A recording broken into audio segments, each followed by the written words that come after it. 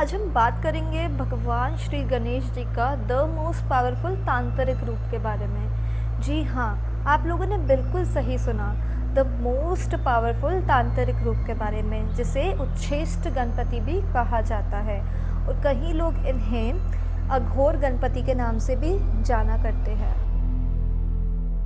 बहुत कम लोग हैं हमारी सोसाइटी में जो अघोर गणपति जी के बारे में जानते हैं, उन्हें पूछते हैं, पर ऐसा आखिर हुआ ही क्या कि गणपति जी को ऐसा अवतार, ऐसा अघोर अवतार धारण करना पड़ा, ऐसे अघोर अवतार में उनको आना पड़ा जिसमें वो अपनी अर्धांगिनी के साथ इंटरकोर्स करते वक्त, इंटरकोर्स यस, संभोग करते वक्त एक डेमोन असुर का वध करते हैं। ऐसा क्यों?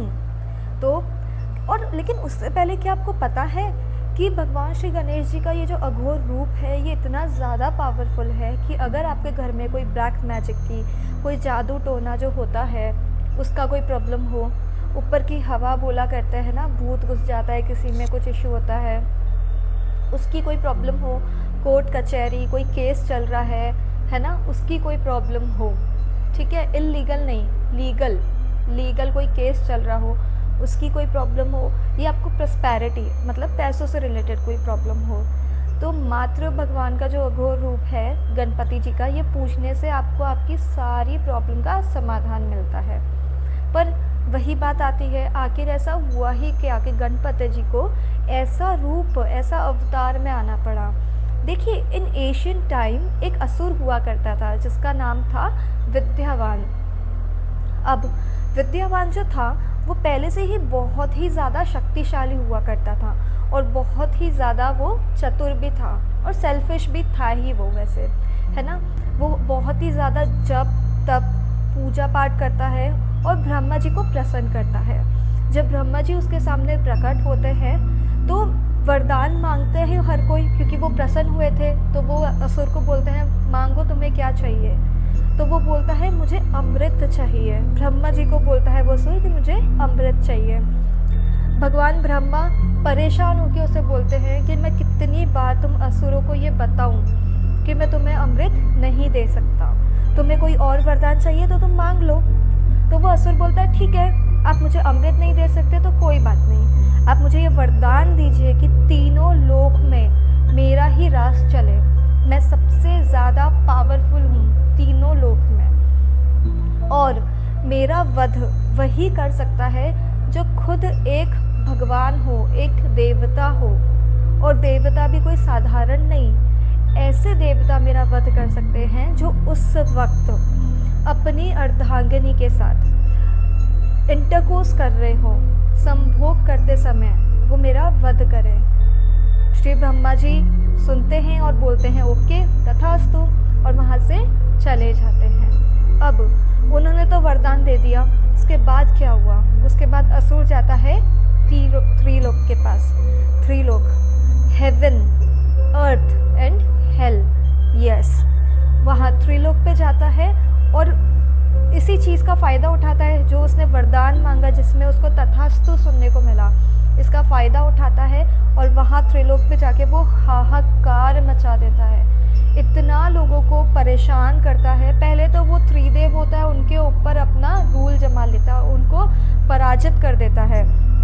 उसके बाद वो क्या करता है ना, वहाँ की जो प्रजा होती है, त्रिलोक पे जो भी प्रजा होती है, जो लोग रह रहे होते हैं, उनके ऊपर अपना रूल तो वो पहले ही जमा लेता है, लेकिन उनको बहुत परेशान करता है, उनको मारता है, उनको पीटता है, उनसे काम करवाया जाता है। जो औरतें होती है उनके साथ गंदी हरकतें करता है, अपना राज चलाता है हर जगह, और ज़्यादा से ज़्यादा क्या, वो उनको लूटता था, उनकी धन, उनकी समृद्धि वो अपने पास ले लेके अपना पूरा धन बढ़ता रहता था। वो वहाँ पे लोग परेशान हो गए, इतने गरीब हो गए, वहाँ पे लोग इतने परेशान हो गए, इतना थक गए, थक हार के वो त्रिदेव के पास जाते हैं और त्रिदेव को बोलते हैं आपने ऐसा क्यों किया, क्यों आपने इस असुर को ये वरदान दिया? आपने तो उसको वरदान दे दिया, उसके बाद क्या? वो हमें परेशान करता है, हमें मारता है, हमें लूटता है, हमारी बहन बेटियों के साथ अच्छा व्यवहार नहीं करता। त्रिदेव बोलते हैं हमें माफ़ कर दीजिए, हम इसमें कुछ नहीं कर सकते, क्योंकि ये ब्रह्मा जी ने वरदान दिया हुआ है, जिनके वरदान को कोई टाल नहीं सकता। यही सुनकर जो प्रजा थी इतनी परेशान थी, यही सुनकर गणपति जी, यस हमारे गन्नू, वो आगे आते हैं। गणपति जी बोलते हैं आप लोग चिंता मत करो, मैं एक ऐसा रूप धारण करूँगा, एक ऐसा अवतार लूँगा, ऐसा एक तांत्रिक अवतार लूँगा जिससे मैं इस असुर का, विद्यावान का वध कर सकूं। और यही होता है, गणपति जी एक ऐसा तांत्रिक अवतार लेते हैं जो बहुत ही ज़्यादा डरावना होता है देखने में। उनकी जो बॉडी होती है वो ब्लैक और रेड होती है, एकदम डार्क कलर में काली और लाल होती है, और वो एकदम खोपड़ियों की माला बोलते हैं ना, जो काली माता पहनते हैं, वही पहनी होती है उन्होंने, और शेर की सवारी होती है उनकी। जी हाँ, ये तो एक बहुत ही ज़्यादा, मैं कह रही हूँ सिंपल मैं आपको बता रही हूँ, मैं आपको कैसे, आप ये पिक्चर देखिए, ये अवतार था श्री गणेश जी का उस वक्त, और उन्होंने वध किया उस असुर का। जी, उन्होंने वध किया उस असुर का, और जब वो वध कर रहे थे तो वो उसी पोजीशन में थे, वो संभोग की पोजीशन पे थे अपनी अर्धांगिनी के साथ। उनकी जांघों पे श्री गणेश जी के जो अघोर रूप है, उनकी जांघों पे स्वयं देवी विघ्नेश्वरी विराजमान थी, जिन्हें शास्त्रों में हिस्त प्रचाशनी भी बोला जाता है। जी हाँ, आप जैसे आप जब ये पिक्चर देखेंगे, आप ये पिक्चर देखिए पहले।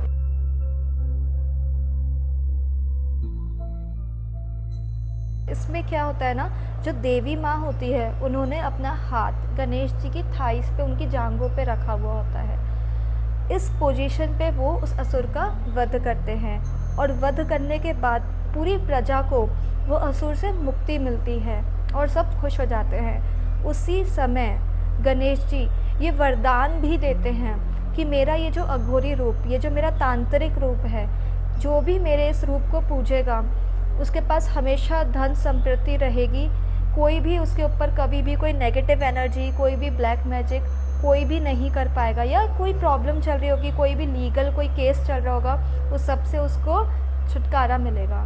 अगर आपको मेरा ये वीडियो पसंद आए तो प्लीज़ मेरे वीडियो को लाइक कीजिए, शेयर कीजिए, कमेंट कीजिए, और मेरे चैनल को सब्सक्राइब ज़रूर कीजिएगा। Thank you for watching.